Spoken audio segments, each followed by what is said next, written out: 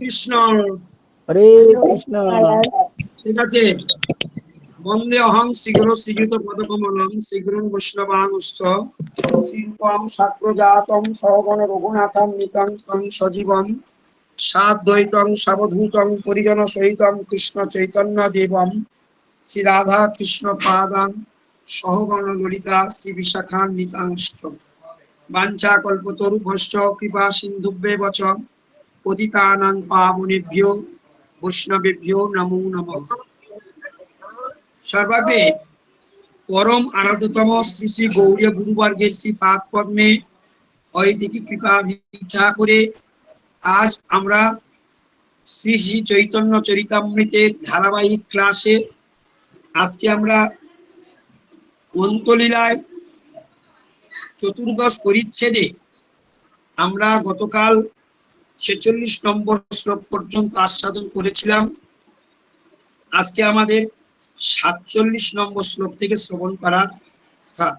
তবুও তার আগে থেকে আমি একটু ধরছি, সেটা হলো এই মহাপ্রভু যে ভাবের বিকাশ এখানে ঘটিয়েছেন বা যে দিব্য উন্মাদ লীলা মহাপ্রভু প্রকাশ করেছেন তা অত্যন্ত গুরুগম্ভীর।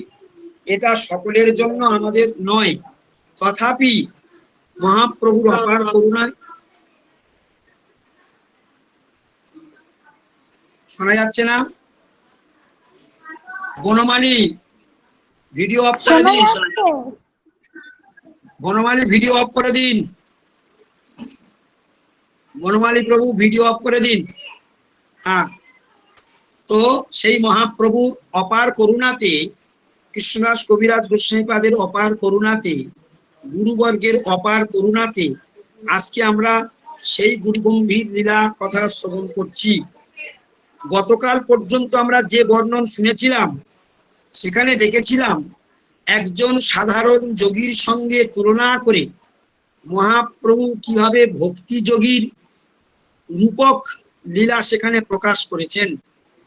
সেখানে সাধারণ যোগীগণ যে 12টি বলয় স্বীকার করেন, সাধারণ যোগী যে 10টি শিষ্য করেন, মহাপ্রভু রূপক ভাবে বলছেন আমি সেই ভক্তি যোগী, আমি ওই রকম 12টি বলয় আমার শরীরে ধারণ করেছি, আমি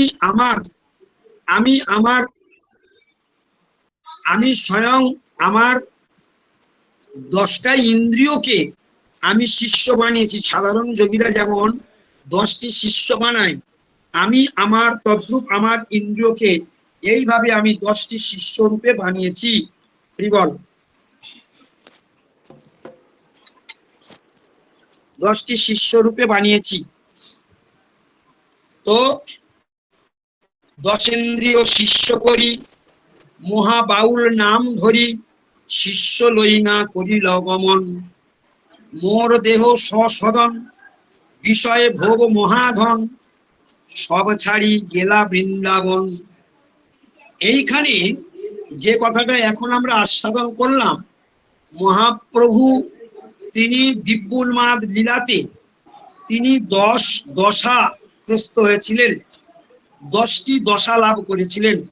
সেই দিব্য উন্মাদ লীলাতে তার আগের পয়ারে সেখানে বলছেন যে ব্যাস সুকাদি যোগীগণ কৃষ্ণ আত্মা নিরঞ্জন ব্রজে তাঁর যত লীলাগণ, ব্রজে তাঁর যত লীলাগণ, অর্থাৎ সুখদেব গোস্বামীপাদ, ছিল ব্যাসদেবজি, কৃষ্ণ আত্মা নিরঞ্জন ব্রজে তাঁর যত লীলাবিলাস, সেই সমস্ত লীলাবিলাসগুলি কোথায় মুদ্রিত হয়েছেন?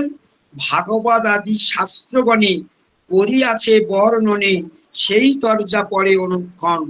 ভাবাবিষ্ট অবস্থায় মহাপ্রভু সেই গম্ভীরার মধ্যে সেই ভাগবতের লীলা চরিত্রগুলি যা ব্যাসদেবজি এবং স্বয়ং সুখদেব গোস্বামীপাদ রচনা করেছেন, সেই লীলা রস তিনি তর্জা আকারে তিনি পাঠ করছেন এবং সেটা স্মরণ করছেন। গতকাল আমরা শুনেছি তর্জা কাকে বলে, যে গানের লড়াই, কবি লড়াই, একজন গানে গানে প্রশ্ন করে আর একজন গানে গানে উত্তর দেয়, তাকে বলে কবি গান অর্থাৎ তর্জা। এইখানে কি হচ্ছে, এখানে মহাপ্রভু দিব্যোন্মাদ লীলাতে বিপ্রলম্ব রস আস্বাদন করতে গিয়ে তিনি 10 দশা প্রাপ্ত হয়েছিলেন। খুব মন দিয়ে শুনবেন, খুব কঠিন চ্যাপ্টার। তিনি 10 দশা প্রাপ্ত হয়েছিলেন। সেই 10টি দশার কথা আমরা মহারাজ কম আছে, আওয়াজ কম আছে। আচ্ছা, আমার মুখ দেখতে হবে না, এমনি কথাগুলো শুনুন। আমার মুখ দেখতে হবে না, কথাগুলো শুনুন আপনারা, ঠিক আছে? দেখুন আওয়াজ হচ্ছে কিনা। হ্যালো, ঠিক আছে মহারাজ, আপনি শুনুন। হ্যাঁ হ্যাঁ ঠিক আছে শোনা মহারাজ, যাচ্ছে? ঠিক আছে মহারাজ, ঠিক আছে। ঠিক আছে মহারাজ, ঠিক আছে। আচ্ছা শুনুন, আমার কথা শুনুন, আমার মুখ দেখতে হবে না, আপনারা কথাগুলি শুনুন আওয়াজের জন্য। ভালো শোনা যাচ্ছে।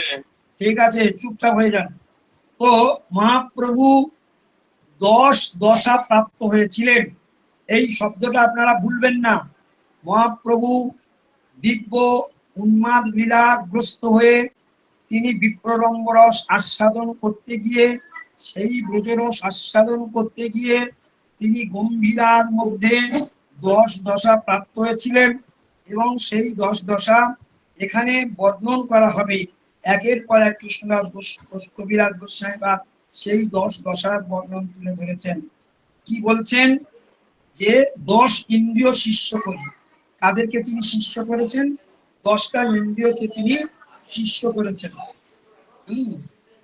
এবং মহাবাউল নাম ধরি শিষ্য লইনা করিল গমন।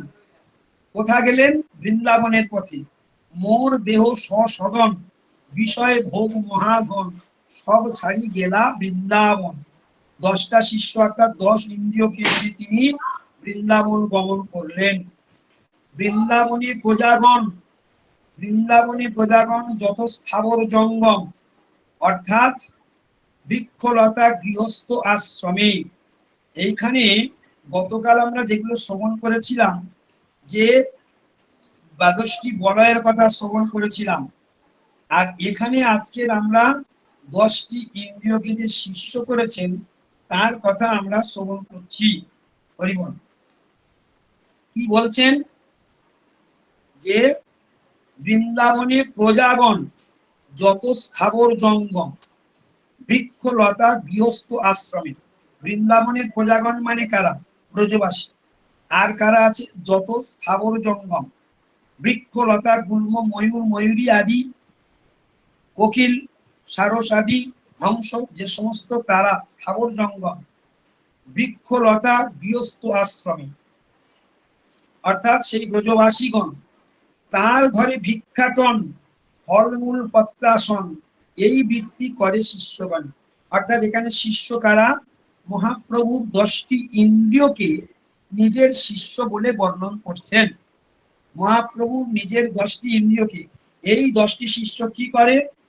ব্রজবাসীর দ্বারে ভিক্ষা করে এবং বন থেকে ফলমূল পত্র আদি নিয়ে আসেন, এবং এই বৃত্তি অবলম্বন করেন কারা? শিষ্যগণে, অর্থাৎ মহাপ্রভুর 10টি ইন্দ্রিয়। আর সেই ইন্দ্রিয়গুলো কি করেন? কৃষ্ণ গুণ রূপ রস গন্ধ শব্দ পরশ, সে সুধা আস্বাদে গোপীগণ। অর্থাৎ বৃন্দাবনে, বৃন্দাবনে কৃষ্ণর গুণ রূপ রস গন্ধ শব্দ ও স্পর্শ। দেখুন, গুণ রূপ রস গন্ধ শব্দ স্পর্শ, এই 6টি জিনিসের কথা এখানে বলেছেন। এই 6টাকেই সুধা বলে বর্ণন করেছেন। সে সুধা আস্বাদে গোপীগণ। কারা আস্বাদন করছেন? কি আস্বাদন করছেন? খুব মন দিয়ে শুনতে হবে। আস্বাদন করছেন স্বয়ং গৌর সুন্দর। কার দ্বারা আস্বাদন করছেন? ইন্দ্রিয়ের দ্বারা আস্বাদন করছেন। এখানে গোপীগণ আস্বাদন করছেন। কি আস্বাদন করছেন? কৃষ্ণের গুণ রূপ রস গন্ধ শব্দ স্পর্শ। সে সবার গ্রাস শেষে আনি পঞ্চেন্দ্রিয় শিষ্যে, সে ভিক্ষায় রাখেন জীবন। খুব ইম্পর্টেন্ট কথা, একটু ঠান্ডা মাথায় শুনবেন, গভীর মনোযোগ দিয়ে শুনবেন।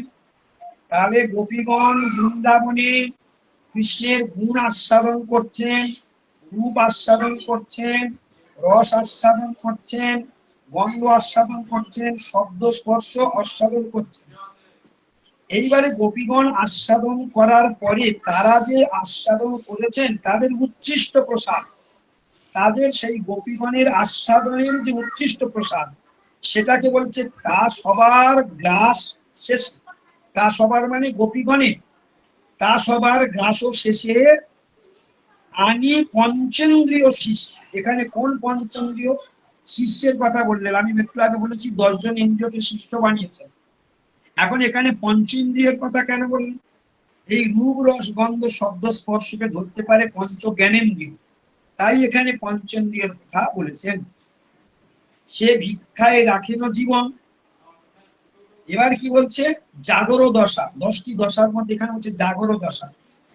শূন্য কুঞ্জ মণ্ডপ কোনি যোগাভ্যাস কৃষ্ণাধ্যানী তাহা রহে লইনা শিষ্যগণ। এখন মহাপ্রভু এই কথাটা বারবার আপনারা খেয়াল রাখুন, মহাপ্রভু 10টা ইন্দ্রিয়কে শিষ্য করেছেন, বারবার তাদের কথা উল্লেখ করেছেন। তো উনি কি করছেন? শূন্য কুঞ্জ মণ্ডপ করি, কুঞ্জের মধ্যে রাধা গোবিন্দ ললিতা বিশাখা সখীগণ গোপীগণ লীলাবিলাস করেন। যেদিন যে কুঞ্জে, কত কুঞ্জ? কুঞ্জ শত শত। রাধা কুঞ্জের তটে কুঞ্জ শত শত, বৃন্দাবনী কুঞ্জ শত শত, সহস্র কুঞ্জ শত শত কুঞ্জ। কোন কুঞ্জে রাধা গোবিন্দ কোন দিন যে লীলা করবেন সেটা একমাত্র তারাই জানেন, আর কেউ জানেন না।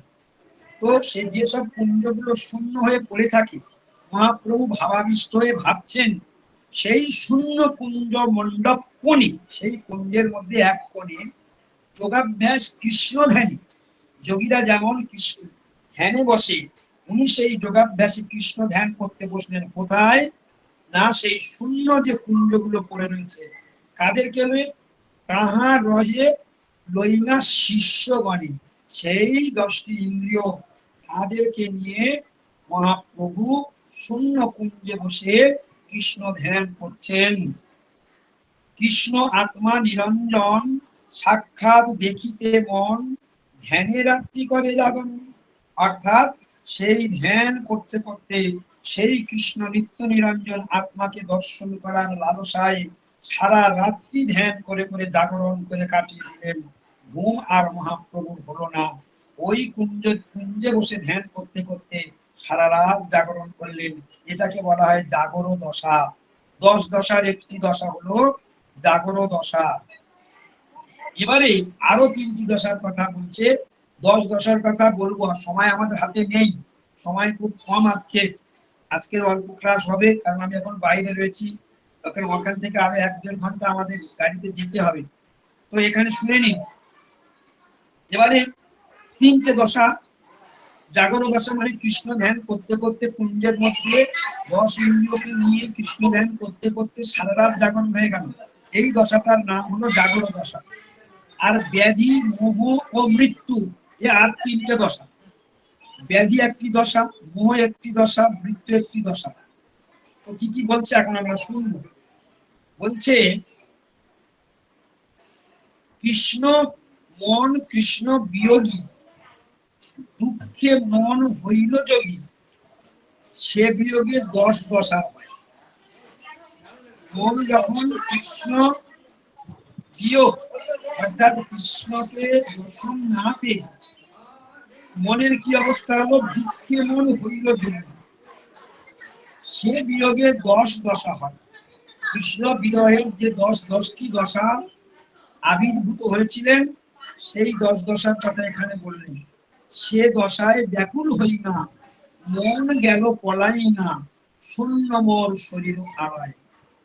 অর্থাৎ শুধু কেবলমাত্র সে 10 দশায় ব্যাকুল হই না, আমার মন পালিয়ে গেল, আর শূন্য মোর শরীর আড়ায়, আমার শরীরটা শুধু পড়ে রইল। এবারে বলছে কৃষ্ণ বিয়োগে গোপীর 10 দশা হয়, সেই 10 দশা হয় প্রভু উদয়। কৃষ্ণ বিরহে গোপীগণের যে 10টি দশা উদয় হয়েছিল, সেই 10 দশা আবার মহাপ্রভুর মধ্যে প্রকাশিত হলো। উজ্জ্বল নীলমণি গ্রন্থে এই 10টি দশার কথা উল্লেখ করা হয়েছে। খুব মন দিয়ে শুনবেন, যারা পারবেন নোট করে নিন, যারা পারবেন নোট করে নিন। মহাপ্রভু যে 10 দশা প্রাপ্ত হয়েছিলেন, সেই 10 দশা উজ্জ্বল নীলমণি গ্রন্থ থেকে বলছেন, চিন্তাত্ম জাগর উদ্বেগ দানবং মলিনাঙ্গতা প্রলাপ ব্যাধি উন্মাদ মোহ মৃত্যুর দশা দশ। অর্থাৎ এই 10 দশায় প্রভু ব্যাকুল রাত্রি দিনে প্রভু কোন দশা উঠে স্থির নহে মনে, কোন দিন কোন সময় কোন দশা প্রাপ্ত হয়, কোন দশা মহাপ্রভুকে মানে ভর করে, বা সেটা সেই দশা আক্রান্ত, সেই দশার দ্বারা মহাপ্রভু আক্রান্ত হয়, মহাপ্রভু নিজেই বলতে পারেন না, মহাপ্রভু নিজেই বুঝতে পারেন না। সেই 10টি দশা আমি সহজ বাংলায় ওখানে শ্লোকে বলেছে, বাংলায় আপনারা লিখে নিতে পারেন। 1 চিন্তা, 2 জাগরণ, 3 উদ্বেগ, 4 তরুক্ষীণতা, 5 মলিনাঙ্গতা, 6 প্রলাপ, 7 ব্যাধি, 8 উন্মাদ, 9 মোহ, 10 হলো মৃত্যু। এই 10 দশা কৃষ্ণ বিরোহিনী গোপীগণের দশা দেখা দিয়েছিল যখন কৃষ্ণ অক্রূরের সাথে বৃন্দাবন ছেড়ে মথুরায় গমন করেছিলেন, তখন এই 10 দশা প্রাপ্ত হয়েছিলেন। এই 10টি দশা পৃথক পৃথক ভাবে আমাদের চিন্তা করতে হবে। সেই 10 দশাটা কি বলছে? প্রথম দশাটা বর্ণন করছি চিন্তা, খুব সংক্ষিপ্ত কারে বলবো। সেই 10 দশার প্রথম দশা হলো চিন্তা দশা। কিভাবে চিন্তাটা আসলো? অক্রূরের অনুরোধে নন্দপ্রিয় হইতে গোপীর হৃদানন্দ যবে গেল মথুরাতে, তবে বিরোহিনী রাধা উদ্ঘূর্ণিত মনা তীব্র পীড়া জল রূপা উৎকট ভাবনা। যখন নন্দ মহারাজের কাছে অনুগৃহীত হয়ে কৃষ্ণের যে ব্রজের গোপীগণের হৃদয়ের আনন্দ স্বরূপ গোকুলের যে মহোৎসব কৃষ্ণচন্দ্র, তিনি যখন বৃন্দাবন ছেড়ে গেলেন, তখন তীব্র পীড়া জলরূপা উৎকট ভাবনা, নিজের বিনাশ চিন্তা ব্যাকুল ফলে দিবিল অতলস্পর্শী চিন্তা নদী তলে, চিন্তার অতল তলে তলিয়ে গেল। কার চিন্তা করতে করতে? কৃষ্ণ যখন মথুরা চলে গেলেন, সেই চিন্তা করতে করতে অতল তলে তলিয়ে গেলেন, চিন্তার সাগরে ডুবে গেলেন। আমার শরীর শূন্য হইয়া রহিল, এই শেষ অলঙ্কারিক প্রয়োগে প্রলয় অবস্থা বর্ণিত হইল। অর্থাৎ এইভাবে তিনি কৃষ্ণ বিরহে যে চিন্তা দশা প্রাপ্ত হয়েছিলেন, এটাই হলো 10 দশার একটি দশা। তাহলে চিন্তা দশাটা কোথা থেকে জন্ম হলো? কৃষ্ণ চলে যাওয়ার পর ব্রজের গোপীদের যে চিন্তার বিষয় হচ্ছে। এইবার বলছে কি, চিন্তার পরে এবার জাগরণ, সেটা আমি বলে দিয়েছি একটু আগে। জাগর দশাটা কি না, শূন্য কুঞ্জ মধ্যে বসে ইন্দ্রিয়গণ নিয়ে তিনি ধ্যান করতে করতে সারা রাত জেগে গেল, সারা রাত আর ঘুমানো হলো না। এর নাম জাগর দশা। এর নাম হলো, এরপর হলো উদ্বেগ দশা। উদ্বেগ দশাটা কি হচ্ছে এখানে বলছে, উদ্বেগ দশা হলো স্বয়ং রাধারানী ললিতাকে বলছে, ললিতাকে কহে, রাধা সুমুখী ললিতে তৈতে হৃদয় মন না পারি বলিতে, হাই কি করিবে দেখি জলদি অপার, নমি আমি তব পদে করহ বিচার। ওহে ললিতে, আমি তোমার চরণ ধরি, উপদেশ দাও মনে কিবা আমি করি, ক্ষণেকের তরে কিছু ধৈর্য কিসে ধরি। হে রাধে, রাধে বলছে, হে ললিতে, ললিতা রে, আমি তো চরণ ধরে বলছি, এমন কিছু একটা ব্যবস্থা করে দে, যাতে আমি এমন একটা কিছু যুক্তি আমায় দিয়ে, যাতে আমি কিছুটা হলে ধৈর্য ধারণ করতে পারি। এইটা হলো কি দশা? উদ্বেগ দশা। আমি যেন একটু অন্তত শান্ত হতে পারি, এইরকম একটি আমার পথ বলে দে। এবার হচ্ছে ত্রাণব দশা। ত্রাণব দশা কি? উদ্ধব ফিরিয়া যাবে কৃষ্ণ সন্নিধানে, রাধিকা বিশাখা বার্তা কৃষ্ণ তার স্থানে, জিজ্ঞাসিল তদুত্তরে উদ্ধব কহিল, মথুরার কৃষ্ণচন্দ্র সাগ্রহে শুনিল। উদ্ধব যখন ব্রজে থেকে ফিরে আসলেন, তখন কৃষ্ণ উদ্ধবকে বলছে, বলো বলো, ব্রজের কি খবর তুমি বলো। কৃষ্ণ সেই সাগ্রহে সেই কথাগুলো শুনলো। তখন কি বলছেন? যদুপতি কি বলিব সেই কথা, তোমার বিজয়ে রাধা পায় যে যে ব্যথা, মলির বিবর্ণ তার বদন কমল। হ্যাঁ, সুবিষাদ দৈনে ঢাকা অন্তরের স্থল। আমি সেই রাধারানীর বিরহের কথা আর কি বলবো, তার যা দৈন, তার যা আরতি, তার হৃদয়টা, তার মহা দৈনের দ্বারা তার হৃদয়টা আচ্ছাদিত হয়ে আছে। আহার অভাবে তার বক্ষ কৃশ হয়ে গিয়েছে, গ্লানিযুক্ত মনে হচ্ছে।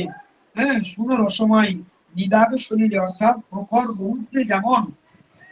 রৌদ্রে যেমন জলাশয়ের গুলি ধীরে ধীরে শুকিয়ে যায়, তাই হে কৃষ্ণ, তোমার বিরহ তাপে রাধারানীর শরীর এইরকম ক্ষীণ প্রায় হয়ে গিয়েছে। এটা হলো প্রাণব দশা। এবারে বলছে মলিনাঙ্গত দশা। মলিনাঙ্গতাটা কি? উদ্ধব আবার বলছে, শুনো, উদ্ধব কহেন শুনো, অবহর মম হরতর বায়ু ভরে বন্ধুত সম। বিশাখার অষ্ট শুষ্ক বিরহ কাতরা, হিমপুঞ্জ শীর্ণ পদ্ম তুল্য বিম্বাধরা। বিরহ বিপত্তি বসে বিশাখা সুদিনা, শারদীয় রবি তত্ত্ব কুমুদ নয়না। এইখানে এই যে মলিনাঙ্গতা দশার কথা বলতে গিয়ে বিশাখার কথা উল্লেখ করলেন উদ্ধবজি।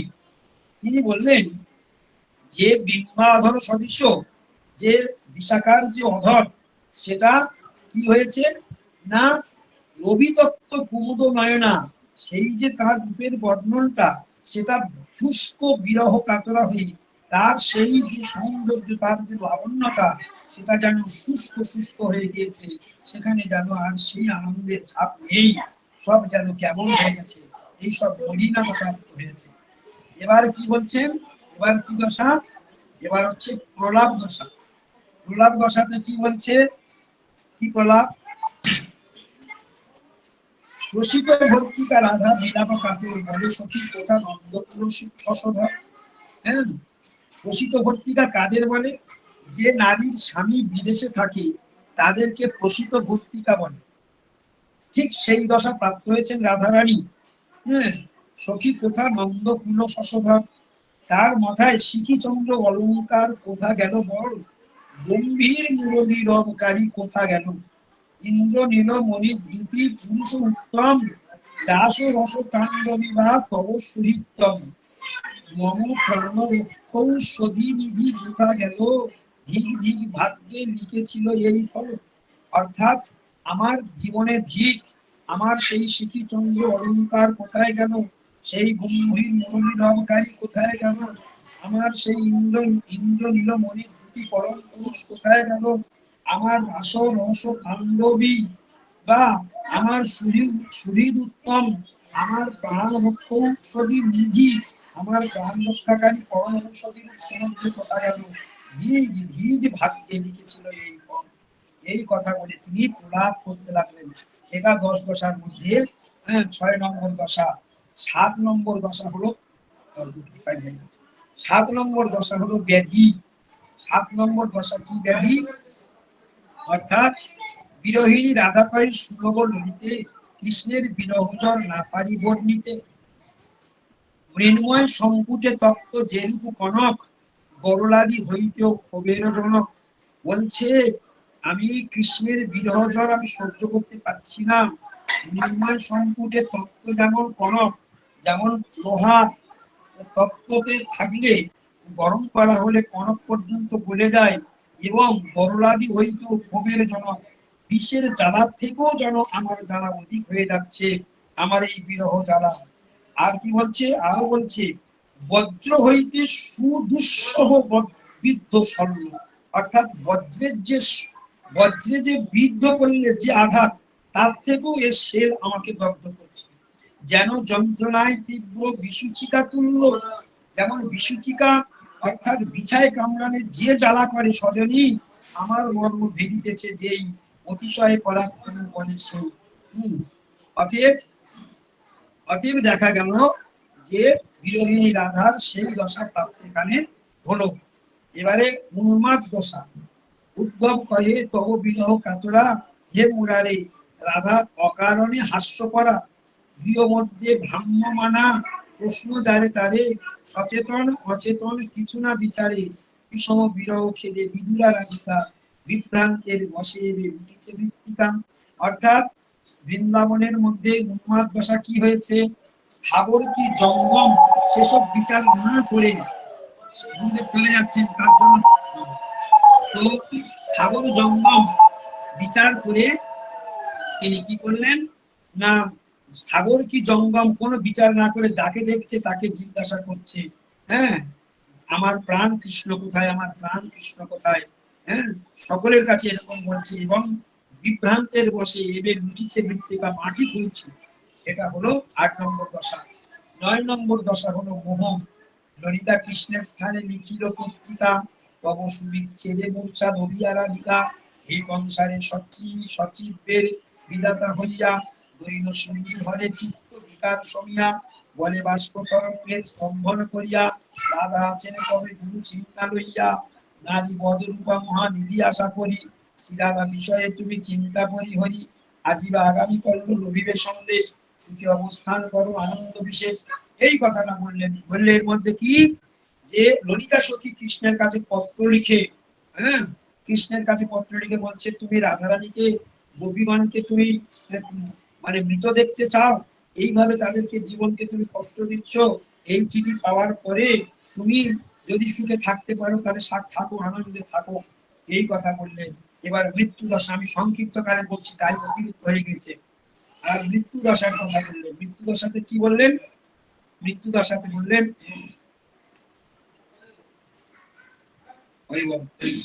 অর্থাৎ মথুরাবাসী কৃষ্ণের তিরস্কার করি, হংসদ্বারে কহে দেবী ললিতা সুন্দরী, দশের কারণে বেঁধেছিল রাধিকারে প্রণয় বন্ধনে, মম প্রিয় সখী প্রতি নিরপেক্ষ কেন, রাধিকা এসব কথা স্বদেশ মরে যেন, নাসারঞ্জে তুলা খণ্ড পরীক্ষা করিব, শ্বাস বহিলেই ধীর তাহারে জানিব। এই কথা বলতে গিয়ে বলছেন এমন অবস্থা প্রাপ্ত হয়েছে মৃত্যু দশা, নাকে তুলা ধরলেও তার বোঝা যায় না শ্বাস করতে, অর্থাৎ মৃতপ্রায় হয়ে গিয়েছে। এরপরেও যদি তুমি চুপ করে থাকো, এরপরে আর আমার কিছু বলার নেই। এই 10টি দশার কথা আজকের আমরা সংক্ষিপ্ত কারে শুনলাম। এরপর আগামীকাল আমরা এরপর থেকেই শ্রবণ করবো। হরে কৃষ্ণ। এই 10 দশা পর্যন্ত 54 পর্যন্ত আমরা শ্রবণ করলাম।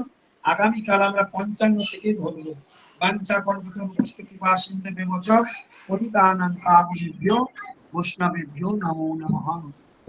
হরে কৃষ্ণ। হরে কৃষ্ণ, ধন্যবাদ, প্রণাম মহারাজ।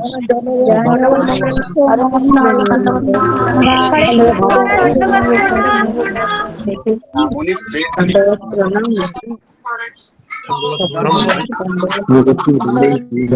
ধন্যবাদ।